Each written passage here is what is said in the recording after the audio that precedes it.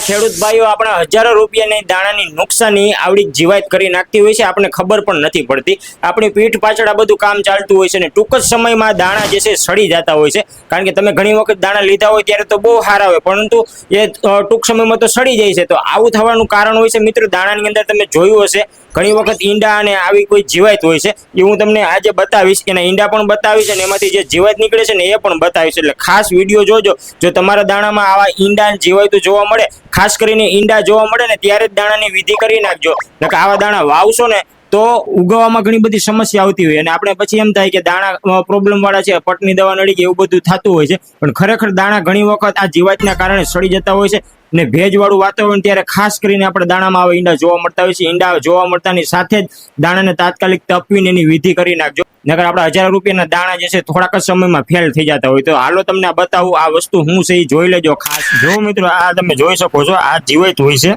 અને આ જે ચાર છે ને એને ઈંડા છે। આવા આપણા દાણામાં ઘણી વખત આવા ઈંડા જોવા મળતા હોય। ઈંડાની અંદર તમને દેખાતું હશે કાંઈક જો જીવાત જેવું અંદર છુપાયેલું છે, એમાંથી આવી જીવાત નીકળતી હોય છે। આપણે અમારી બાજુ અહીંયા આ જીવાતને ગીગલા અથવા તો ઈયળું તરીકે ઓળખતા હોય છે। તમારી બાજુ આ જીવાતને શું કહેતા હોય કોમેન્ટમાં જણાવજો।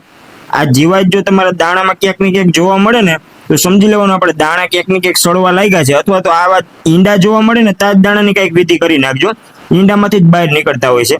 ઈંડા જોવા મળે ને તાત્કાલિક દાણાને છે ને તપવી દેવાના અથવા તો હળેલા દાણા મૂકીને દૂર કરી દેવાના, જેથી કરીને બીજા દાણા ન હળે। નકર જો ઈંડામાંથી બચ્ચા બહાર નીકળી જાય ને તો આપણે બધા દાણા છે ને ટૂંક સમયમાં જ હળવી નાખશે। એ દાણા પછી તમે વાવશો ને તો ઉગાવવામાં ઘણી બધી સમસ્યા આવશે। ખાસ જોઈ લેજો, જો આ ઈલા જાય છે આવી જીવાય તો એ દાણાને આપણે હળવવાનું કામ કરતી હોય છે। આ ગીગલા એ આ નાના છે પણ આપણો હજારો રૂપિયાનું નુકસાની કરી નાખતા હોય છે અને આપણે ખબર નથી હોતી। અને આવી જ ખેતીને લગતી જાણકારી જાણવા માટે આપણી આ પેજને છે ને અત્યારે જ ફોલો કરી લેજો।